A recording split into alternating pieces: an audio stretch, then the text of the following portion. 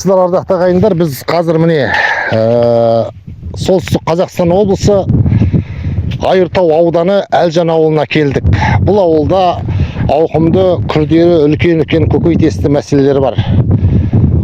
Ауылдың тозғаны соншалық, жолын көріп тұрсыздар. Жол адам жүргісіз, батпақ.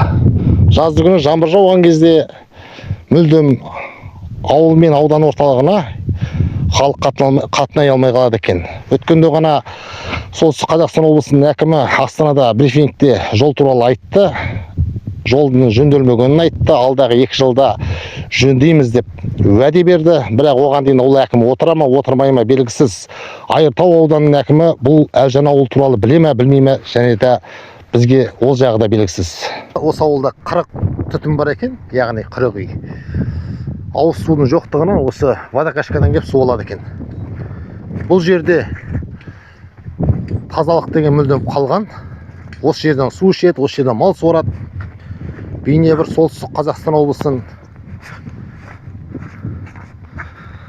Айыртау ауданы Әлжан ауылының кісілері 20 ғасырдан әлі шыға алмай жүр.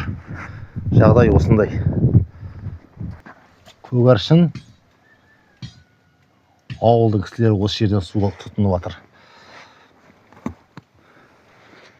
Жағдай қалай болатыны белгісіз. Мынау совет үкіметінен алған жәдігер, яғни ескі қоралар. Водокашканың маңайы бәрі лас. Сиырдың тезегі. Ардақты ағайындар, міне Әлжан ауылындағы бұрын шаруашылық жүріп тұрған кезде осы жерде қоғамдық монша болыпты. Міне қазір моншаның жағдайы. Бұлда бір сұмдығы, байланыс жоқ интернет. Салмар Агро А деген ТО басқарып отыр 25 жылдан бері. Осы ТО қандай ауылды ұстап тұрса да, мынандай күйге түсіріп тастаған. Сұмдық. Әй дейтін әже, қой дейтін қожа жоқ. Неге бұл ауылға аталмыш фирма халықтың әлеуметтік жағын қолға алмайды? Ауыз су, қоғамдық монша, жол, халыққа керегі осы ғана ғой.